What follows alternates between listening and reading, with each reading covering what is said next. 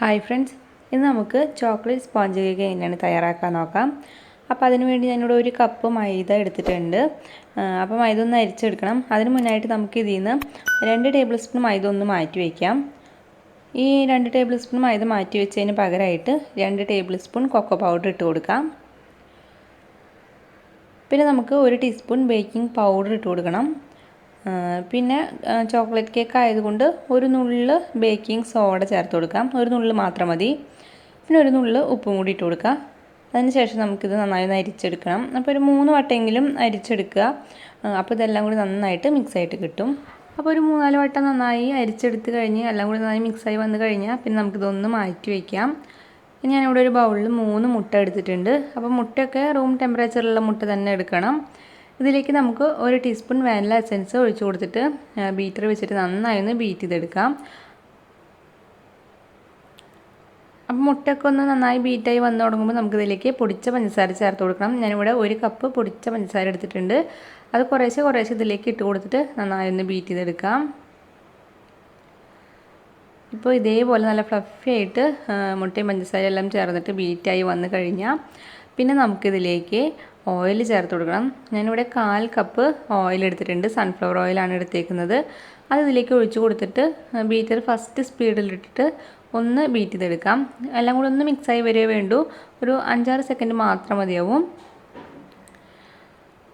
ഇനി നമുക്ക് നേരത്തെ മാറ്റി വെച്ചിട്ടുള്ള ഡ്രൈ ഇൻഗ്രീഡിയൻസ് അത് ഇതിലേക്ക് കുറേശ്ശെ ഇട്ട് കൊടുത്തിട്ട് നന്നായി ഒന്ന് മിക്സ് ചെയ്തെടുക്കാം.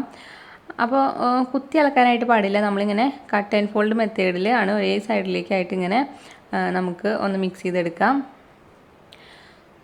അപ്പോൾ ഞാനിവിടെ കുറച്ചിട്ട് മിക്സ് ചെയ്തെടുത്ത് കഴിഞ്ഞിട്ടുണ്ട്. ഇനി രണ്ടാമതും കുറച്ച് പൊടി ഇട്ട് കൊടുക്കുകയാണ്.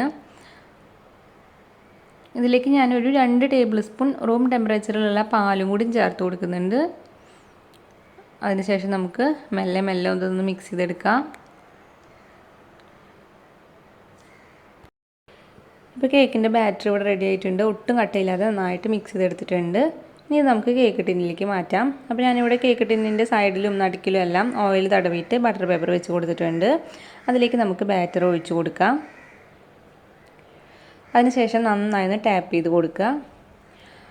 ഇനി ഞാനിവിടെ ഇതേപോലത്തെ ഒരു പാത്രത്തിലാണ് കേക്ക് ബേക്ക് ചെയ്തെടുക്കുന്നത്. അപ്പോൾ ഈ പാത്രം നമ്മൾ എപ്പോഴാണോ ബാറ്റർ ഉണ്ടാക്കാൻ തുടങ്ങുന്നത് അപ്പോൾ തന്നെ നമ്മൾ ഫസ്റ്റ് ഈ പാത്രം ഗ്യാസ് അടുപ്പിൽ വെച്ചിട്ട് ലോ ഫ്ലെയിമിൽ വെച്ച് കൊടുക്കുക. നന്നായി അടച്ച് വെച്ചിട്ട് പിന്നെ ഈ ഇതുപോലെ വല്ല ഹോളൊക്കെ ഈ സൈഡിലുണ്ടെങ്കിൽ അതൊക്കെ മൈദമാവോ ഗോതമ്പ് വെച്ചിട്ട് ഒന്ന് അടച്ച് കൊടുക്കണം. അപ്പോൾ നമ്മൾ ബാറ്ററൊക്കെ ഉണ്ടാക്കി വരുമ്പോഴേക്കും ഈ പാത്രം നന്നായിട്ട് ചൂടായിട്ടുണ്ടാവും. അതിനുശേഷം നമുക്ക് കേക്ക് ടിന്ന് ഇതിലേക്ക് വെച്ച് കൊടുത്തിട്ട് 1 മണിക്കൂർ സമയമാണ് നമ്മൾ ലോ ഫ്ലെയിമിൽ വെച്ച് കൊടുക്കേണ്ടത്. അപ്പോഴേക്കും കേക്ക് കറക്റ്റ് ബേക്കായിട്ട് കിട്ടിയിട്ടുണ്ടാവും. ഇപ്പോൾ ഇവിടെ 1 മണിക്കൂർ സമയം കഴിഞ്ഞിട്ടുണ്ട്.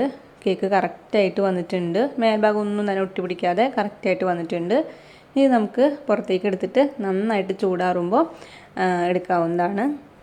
ഇപ്പോൾ കേക്ക് നന്നായിട്ട് ചൂടാറിയിട്ടുണ്ട്. നമുക്ക് സൈഡിലും പിന്നിലൊക്കെയുള്ള ബട്ടർ പേപ്പറൊക്കെ ഒന്ന് എടുത്ത് മാറ്റാം. നല്ല സോഫ്റ്റ് ആയിട്ടുള്ളൊരു കേക്കാണ്. അപ്പോൾ ഈ ചോക്ലേറ്റ് സ്പോഞ്ച് കേക്കിൻ്റെ വീഡിയോ നിങ്ങൾക്ക് ഇഷ്ടപ്പെട്ടാൽ നിങ്ങളിതുപോലെ ഒന്ന് ട്രൈ ചെയ്ത് നോക്കിയിട്ട് നിങ്ങളുടെ അഭിപ്രായങ്ങൾ എന്നെ കമൻസ് ആയിട്ട് അറിയിക്കുക. പിന്നെ ഈ വീഡിയോ ഇഷ്ടപ്പെട്ടാൽ ലൈക്ക് ചെയ്യാനും ഷെയർ ചെയ്യാനും മറക്കരുത്. പിന്നെ ഈ ചാനൽ പുതിയതായിട്ടാണ് നിങ്ങൾ കാണുന്നതെങ്കിൽ പ്ലീസ് ചാനൽ ഒന്ന് സബ്സ്ക്രൈബ് ചെയ്യണേ. അപ്പോൾ ഇനി വേറൊരു വീഡിയോ ആയിട്ട് കാണാം. അതുവരേക്കും എല്ലാവർക്കും ബൈ.